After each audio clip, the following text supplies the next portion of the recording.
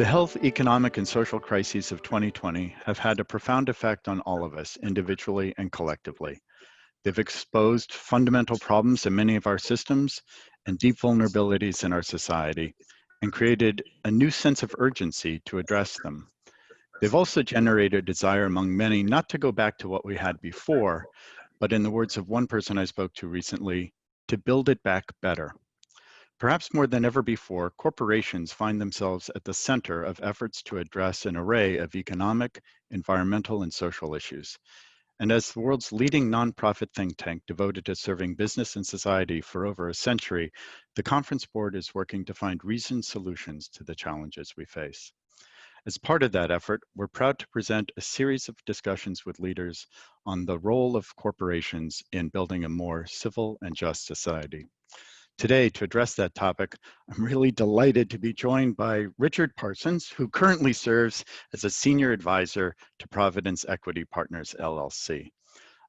Dick has had an extraordinary career in the corporate and civic spheres. He's served as chairman and CEO of the Dime Bank Corp, chairman and CEO of Time Warner, and chairman of the board of Citigroup. He currently serves on the boards of Estee Lauder, Lazard Limited, and the Madison Square Garden Company. He has a long record of public service as well, having worked in government for Governor and then Vice President Nelson Rockefeller, chairing a presidential commission on Social Security, and leading transition teams for New York City mayors and governors alike. He served on numerous nonprofit boards and currently is chair of the Rockefeller Foundation, the Apollo Theater Foundation, and the Jazz Foundation of America. And that's just what he does now. Dick is no stranger to crisis, which makes him a perfect guest for today.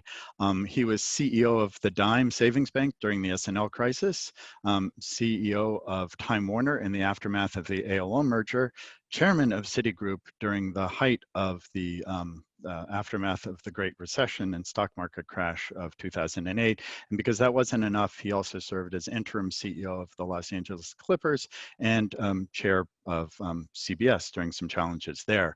So Dick, thank you for taking your time today out of crisis management and your busy schedule to join us. Really appreciate it. Well, thank you, Paul. It's a pleasure to do anything with you.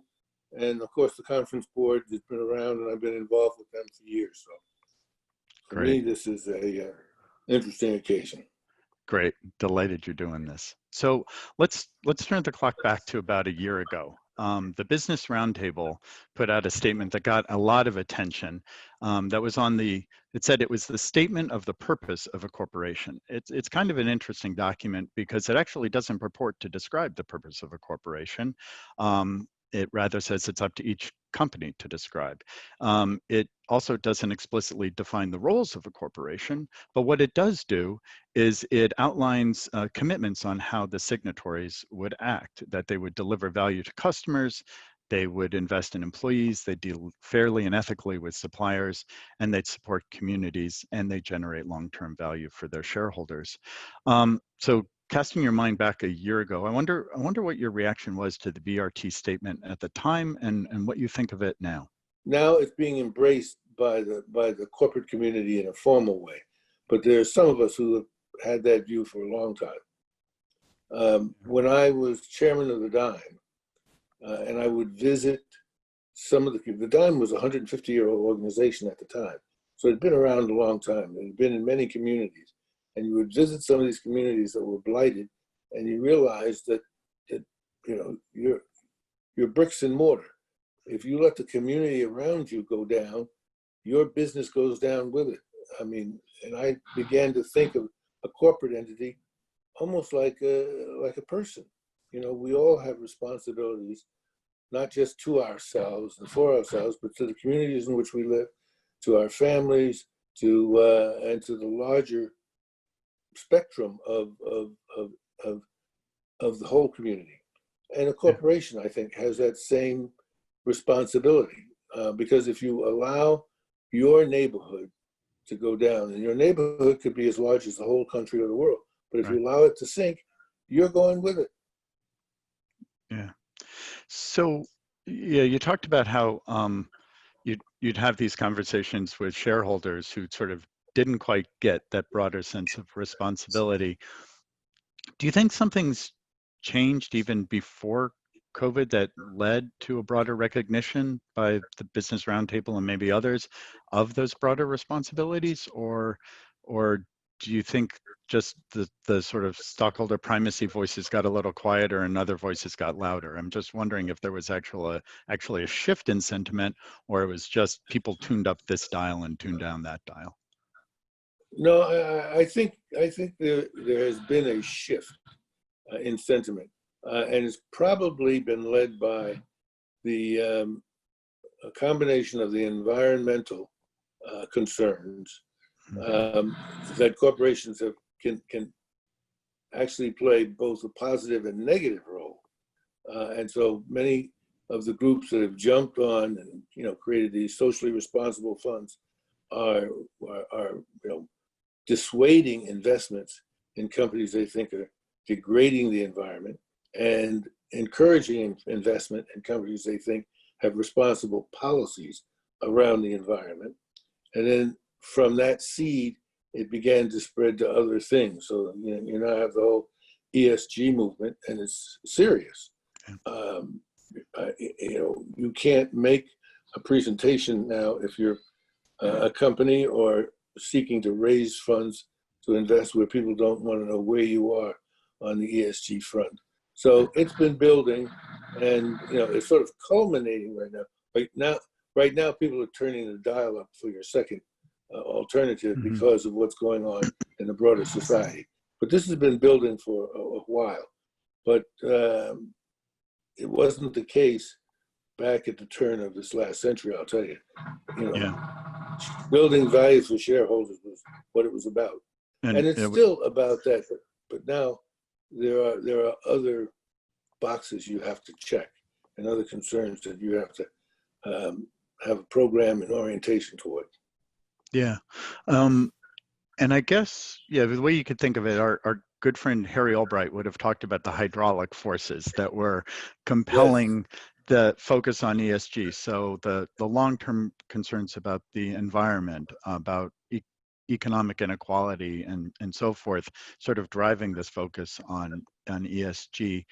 And it wasn't really unlike some of the prior changes with the Sarbanes-Oxley Act and Dodd-Frank. It wasn't a particular crisis that, like time-defined crisis, that was doing it. It was these hydraulic forces that were compelling ESG up the agenda and stakeholder capitalism instead of just stockholder primacy.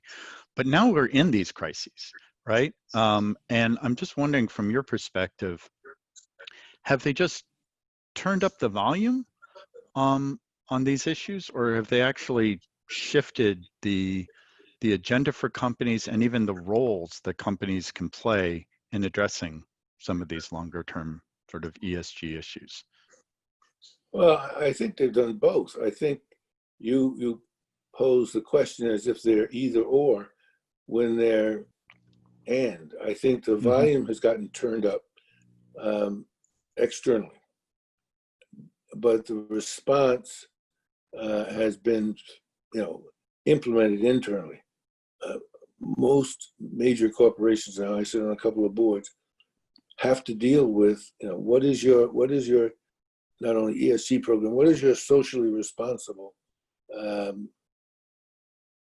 initiatives within the company? How are you tuning up and turning your company to deal with these issues that external forces are now demanding? The volume has been turned up outside.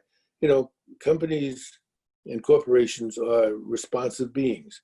They live in a world where they respond to external kind of inputs. And when the external inputs were all about shareholder value, that's what they were all about. Now the inputs are double bottom line. You have to not only show profitability or growth, you have to show that you're a responsible corporate citizen. And so the vice president for social responsibility or social accord has become an important player in senior management nowadays. And that's in my opinion, it's overdue. But it's here now, and it's real. So if you're at a company and you want to take all of this seriously, and you want to address this array of issues, environmental, social, economic, issues, and you want to do it in a way that's responsible and responsive to all of those stakeholders, and still consistent with your obligations to stockholders. Um, you know, what do you do? What sort of changes should a CEO or board of a company be putting in place to actually become, in a more sort of systematic and sustained way, a responsible corporate citizen? Well, okay, it's a good question. And, it's a question that many corporations are wrestling with right now. But I'm pretty basic. And, rule number one in management is if you can't measure it, you can't manage it. Mm-hmm. So I think the first thing that corporations need to do, and most of them are doing it now, is you have to establish an objective that, we're going to be responsible corporate citizens. We're going to live in our communities in a way that we can show that our efforts impact the community in a positive way. You then have to create programs that do that. And then you have to measure, you have to say, this is what we want to accomplish, and then you have to measure it. And once you put something in place where it's got to be, managed and measured, then people focus on it. It becomes an item for the board to follow. It becomes something that management has to put resources behind. And that's how you begin. And then you, just like you manage your business, you shift and change as the external environment requires. But you've established a goal. You know the milestones to get to the goal, and you have a measurement process that gets looked at and evaluated. And so you run it like a business, frankly.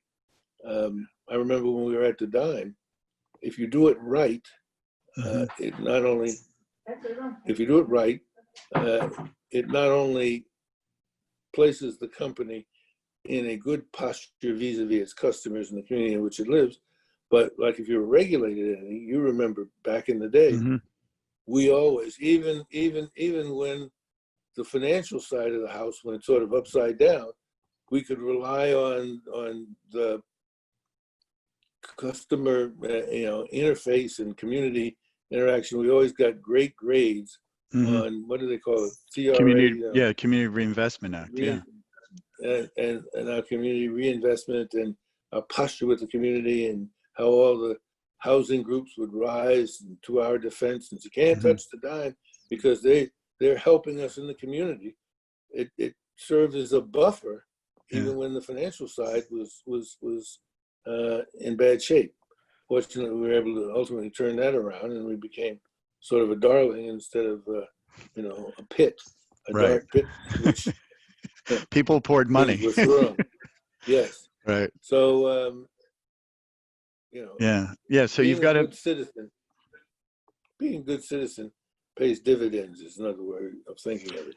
Yeah, and I guess part of it, I get what you're saying about measuring it, but maybe at some point this ethos of being a good corporate citizen goes beyond just measurement and becomes sort of a moral imperative. It's part of the DNA.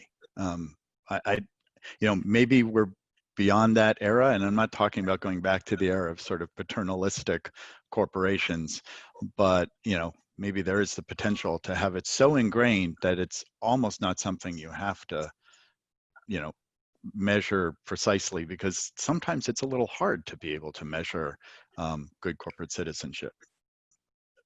It is, and I've wrestled with this in my experience, where are we allowed, by the way, in this to sort of give anecdotes and talk about? Yeah, please. Yeah. Right. So when I was CEO of Time Warner, I would go and talk to my troops. We were basically a conglomerate. We had a number of different divisions in the entertainment space, and I would talk to the CEOs of each of those divisions and say, look, we've got to change the complexion of our company. We've got to be more diverse. We can't be in a posture that a lot of these entertainment companies have been in the past, of being all white, behind the cameras and in the rooms that made selections. Mm-hmm. And I would lecture, and they would all nod and go off, and nothing changed Yeah. because they would come back and they say, "Well, I can't find anybody. I've looked here, I've looked there, and I really can't find somebody to fill the bill. We need to fill the pipeline. There's nobody in the pipeline right now." And I got nowhere on the moral lecture part. And then I had an idea. I pulled the COOs, not the CEOs, but the COOs, all the operating divisions together. And I had a group of diverse, both actors, talent agents, their lawyers, producers come in and talk to them about what was going on in those communities and how to get access to them. And during the process, one of my guys who shall remain nameless was saying how, we're being unfairly treated, but we're being treated as if this is intentional. You should know that, for my Christmas annual dinner where I have everybody over to my house, I showed this wonderful film called Barbershop because I thought it was great and funny. And one of the gals there says, "Well, I represent Ice Cube and the rest of those guys, and we didn't even bring this movie to you because we know you don't have our sensibilities. There's nobody in your shop that we could talk to about it." And the light went on. And the light that went on was, I'm losing business opportunities because I don't have a diverse staff. Yeah. And the guy went out and he made a conscious effort because it was not just the moral thing to do. It was good business to have people who could speak to every part of the community. And he brought some real diversity in his staff. And I don't know if you remember the movie Selena, which was what that's what made Jennifer Lopez a big star. And it was about this Mexican singer who was hugely popular along the Southwest coast, but that frankly white people didn't know anything about. This was bought to Warner Brothers by a guy named Ralph Vega, who had gotten hired by the gentleman I'm talking about after he went on a diversity hiring kick. And people began to realize that, hey, this is about business. This is not just about moral orientation and doing the right thing. It's also about how do I maximize my opportunity to do business and what I do. And I think that's what's going to drive it, and that's what's driving it now. People are beginning to understand that our country in particular, but the world in general, exists of many different kinds of people with different orientations and tastes and desires. And you need that on the inside in order to develop a complete array of products for the outside. So whether it becomes part of the DNA, we'll see. That takes some time. But right now, that's a big difference between now and 20, 25 years ago. You remember that commercial where the guy says, "We give our customers what we want, but when we want it, no more." Right. Now you have to meet your customers in terms of what they want. And yet, in order to know that, and in order to fill that bill, you need to have diversity inside. It's not just the right thing to do. It's the best thing to do for business. Yeah. So it's building it into your sort of business DNA. So that's a great point, because it seems to me like what you can do as a corporation these days to address racial injustice, racial inequality, there's stuff you can do with your workforce and your workplace, making it inclusive, but it's really what you do that then leads to your interaction with the marketplace that makes this really an ingrained change, right? It's got to be part of the business and not just we're changing some numbers internally. It's got to actually link to your business performance and your business strategy and to your customers to have it stick. Well, it does. Yeah. It does. And then I wonder. Go ahead. No, and I wonder though, what does it mean for a company in terms of public policy stances that it takes? Because this seems to be an area like traditionally, your government relations folks will focus on just the pure business side, and sometimes it's the extra tax break or the extra, you're going to try to get what you can when Congress is in session. And I'm wondering if what we're going through now actually will cause companies to rethink their government affairs agenda a little bit. Well, I certainly think it does, because corporations are not just citizens in the sense that we're all citizens. They're powerful because, you know, they aggregate the individual power of all the people who work with them and who consume whatever they produce. I will tell you something that I actually have never expressed to anybody before. As you know, I had a lot of track record and experience in public policy and public service. And there was a point in time in my life many years ago when I had to make a decision whether I was going to go into public service in a serious way, run for elective office, that sort of thing, or stay in the corporate sector. And I decided to stay in the corporate sector because it seemed to me that the locus of power in terms of what are the forces shaping our society was shifting to the private sector, and that you could do more running companies than you could being, you know, an assemblyman up in Albany or even a congressman down in Washington. And corporations have been slower to pick up the mantle than I would have hoped or expected, but it's happening now. And, you know, corporations do more now than simply advocate for, as you say, tax breaks or legislation that makes their particular business more attractive and more profitable. They're very active on public policy side. And I think, for example, to bring it right down to today with the movement that we see for more inclusiveness and more equity, which are two different things. On the inclusiveness front, I think you're going to see, you know, the government's done what it could do back in the 60s in terms of it, if not leveling the playing field, taking the barriers to leveling out. It's now up to the private sector to really actually activate and make that real. And I think you're going to see an awful lot of activity in that area, in that space. On the, you know, equity side, economic equity and haves and have-nots. There, I think, as a country and as a society, we're still wrestling with how to deal with that. We haven't yet come up with, in my judgment, with a path to solution. People recognize there's a problem. And if you talk to almost anybody, they will say, well, you don't want a situation where you have a small group of haves at the top and a large group of those who don't have at the bottom, because ultimately that leads to revolution. What we have to do is we have to find a way to evolve to a better place.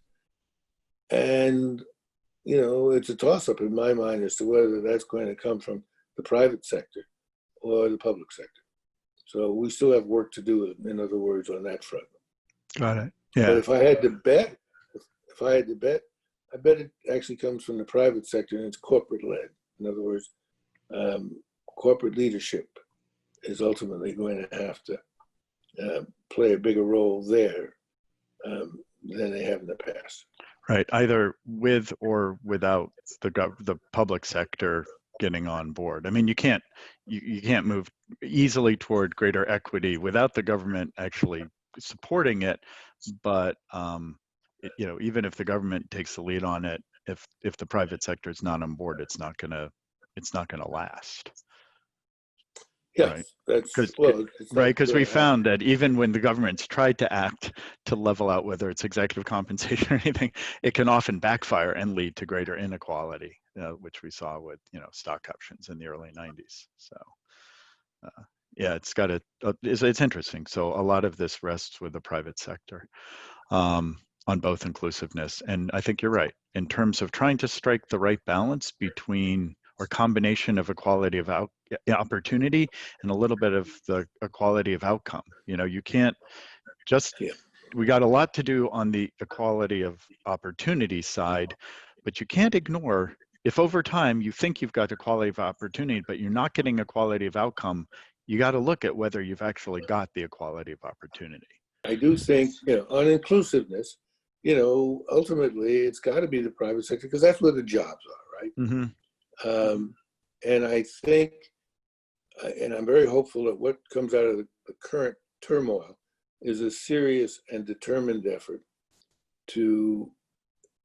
for corporate America to shift the balance a little bit and be more inclusive in terms of, as you put it, equality of opportunity. Mm-hmm. And I think that'll happen.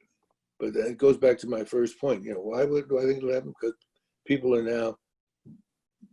now developing programs that you can measure. There's a transparency now.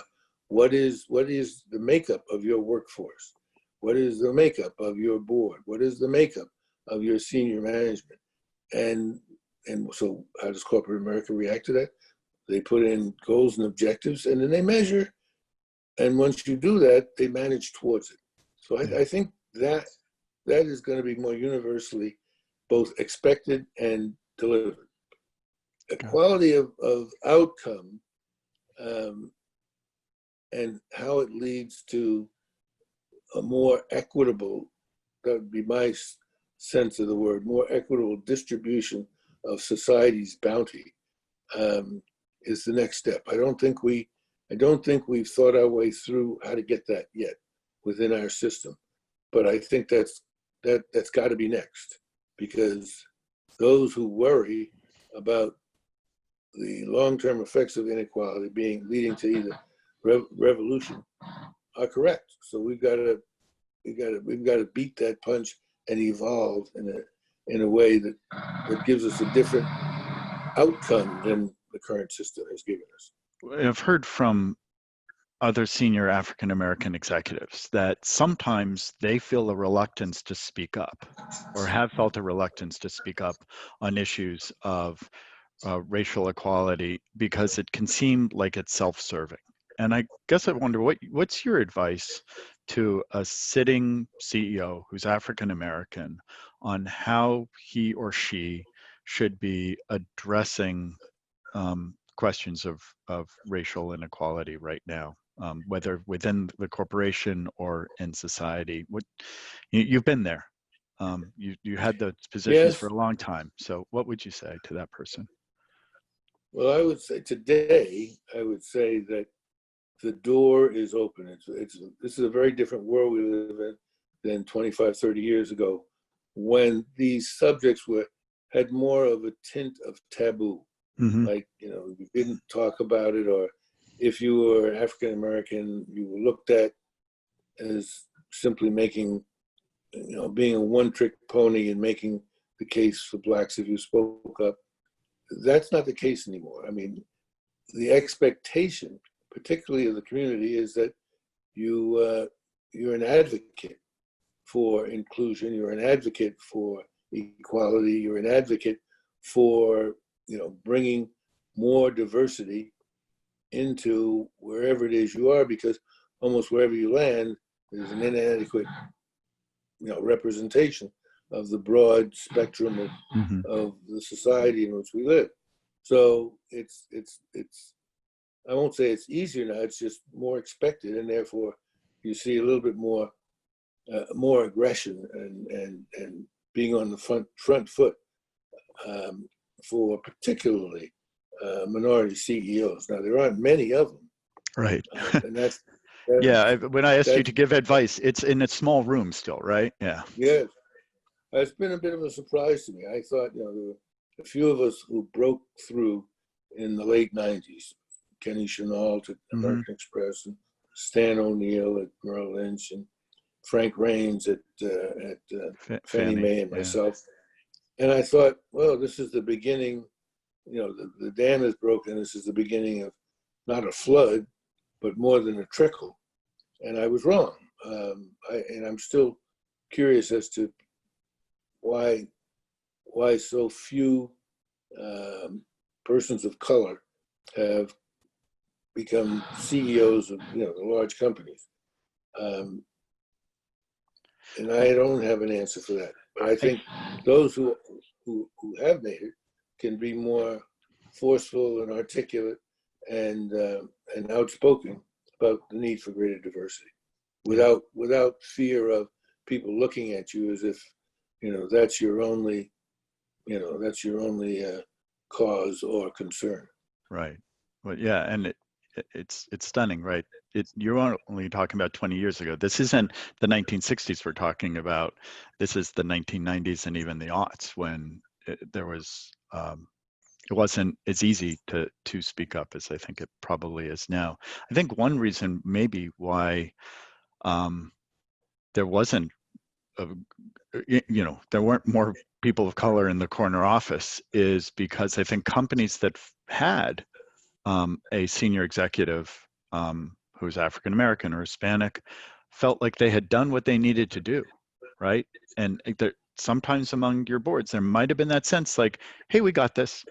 It's sort of like with boards, like we've got a certain number of people who are from diverse backgrounds, so we got a good record on this, rather than saying for every spot, we ought to be considering truly considering a diverse slate, and then asking yourselves if you aren't getting greater diversity in the senior management team beyond one or two people, what's going on? So I kind of feel like at least 10 years ago or something, there might have been that sense that, hey, we kind of got this covered because we've got a few people of color on the board or in senior management. Well, I mean, I'm sure you're right, because if you weren't, they would have done something about it, Yeah. right?